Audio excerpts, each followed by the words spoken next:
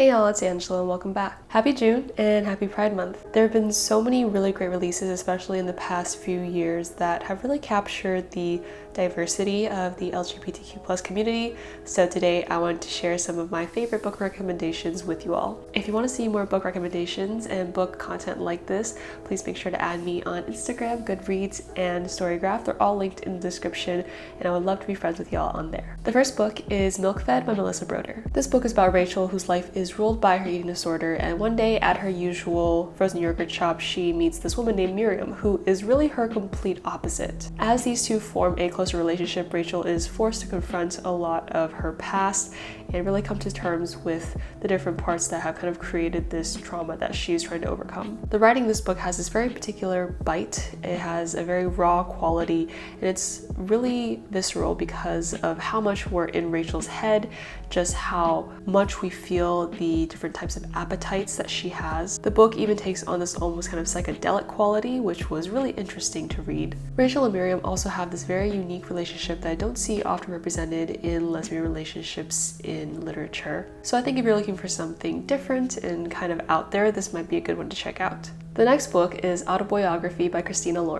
After his family moves from California to a conservative community in Utah, high schooler Tanner is kind of forced to go back into the closet. In his last year of high school, he takes this writing class where they have to finish writing a book in a semester. The mentor for this class is someone who had previously finished the class, published a book, and is also a really prominent member of the Mormon community in his city. As Tanner and the mentor Sebastian get closer through the class, Tanner starts falling in love. Having read a lot of Christina Lauren's other works, I would say that Autoboyography is probably the most different and kind of unique compared to what they've previously written.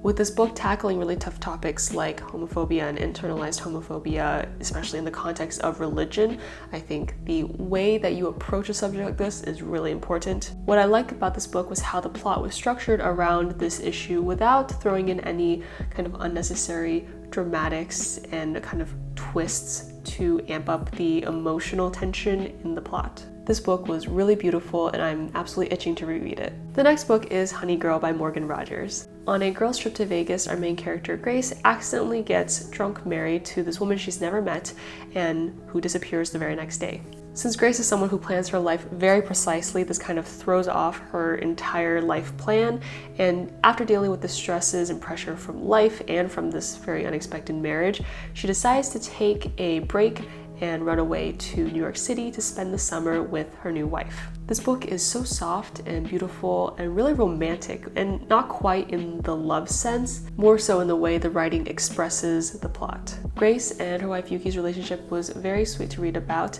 and what I loved most from this book was definitely the discussions around mental health and the different forms that they might take with different people. I think what we get is this really well-rounded character development that brings you really close to each and every person in the book. The next book is Wilder Girls by Rory. This book is set at a remote all-girls school on this island. A disease has spread throughout the island called the tox. Because of how dangerous the disease is, the girls have been essentially quarantined inside the school. We follow our main character Hetty, whose best friend Bayet one day goes missing. Hetty decides she's willing to take the risk, venture outside the schools to save her best friend. On some levels, this book does kind of give me the vibes of an all-girls version of Lord of the Flies, but I think this book is really unique in that while the tox is this very looming danger and it's very vibrant and present in the wildlife and in the girls themselves, one of the biggest parts of this book is the progression of the characters as they kind of work out these feelings that they're feeling between them. Hetty is part of this 3-person friend group, and each of the girls have a very different relationship with each other, and they have to kind of work through what their feelings actually are, if they're platonic, if they're romantic. While I classify this book in kind of the suspense, maybe horror category, this really is more of like a slow creeping kind of book, not jump scares, kind of scary, but it will make you feel very unsettled. The next book is Kings, Queens, and In-Betweens by Tanya Boteju. This book follows the main character Nima, who feels very out of place in her small town until she discovers the very vibrant drag scene and finds her place in it. I think this was one of the first books, if not the first book that I've read that really features drag as a prominent part of the plot. It's a little cheesy in that kind of feel-good way, but I enjoy getting to know the characters and their kind of developing side romances. Because this book is YA, I think it'd be a great introduction for teens and maybe youngish readers. I don't actually remember like the appropriateness rating for this book, but definitely for teens to get an introduction to drag culture and to different gender and sexual identities. Another book that features elements of drag is The Black Flamingo by Dean Atta. This follows our main character Michael from when he's a child to a university where he discovers drag.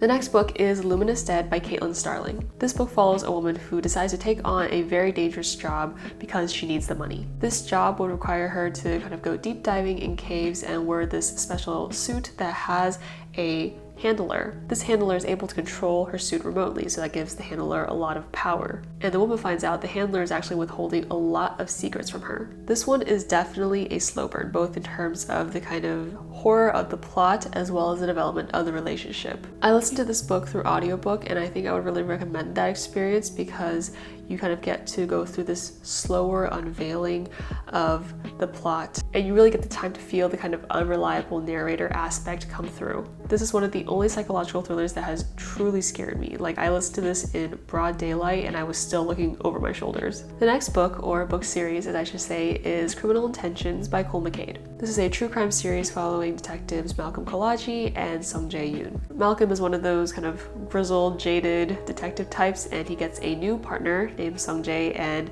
they kind of start off on the wrong foot, but because they have to work together, they start getting to know each other more, and they have to solve all these different crime cases that come up. I read the first 4 books in the series, and I think there's actually about 20 by now. It stands out to me because we're following 2 older characters. Usually a lot of the kind of queer fiction that I read does follow kind of younger characters, but these 2 are adults with a lot of baggage, a lot of history, and a lot of stuff to work through. If you like Criminal Minds but always wanted it a bit darker and gay, I think this would be something for you. The next book is Jonny Appleseed by Joshua Whitehead. This book follows Jonny, who's on his way back to his reservation to attend his stepfather's funeral. Along the way, he recounts different stories from his childhood growing up on the reservation, his relationship with his family, his current work as a sex worker, all through the perspective of an Indigenous queer person. This type of structure in fiction is one of my favorite styles, where it's kind of like little slices from a person's life that may or may not be in chronological order, but are all kind of tied together with this very loose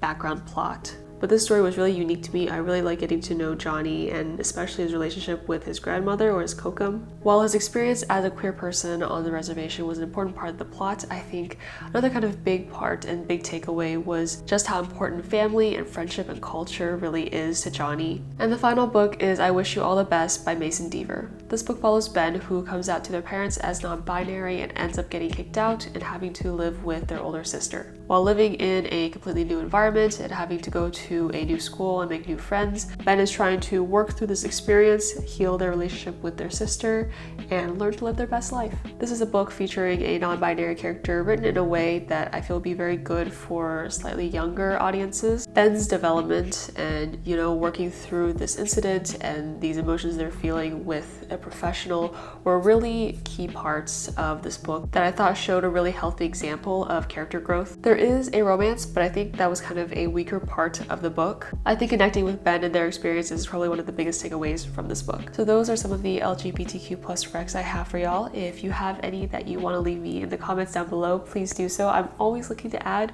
more to my TBR. Thanks for watching. If you like this video, please click like, and if you want to see more, click subscribe, and I'll see you all next time.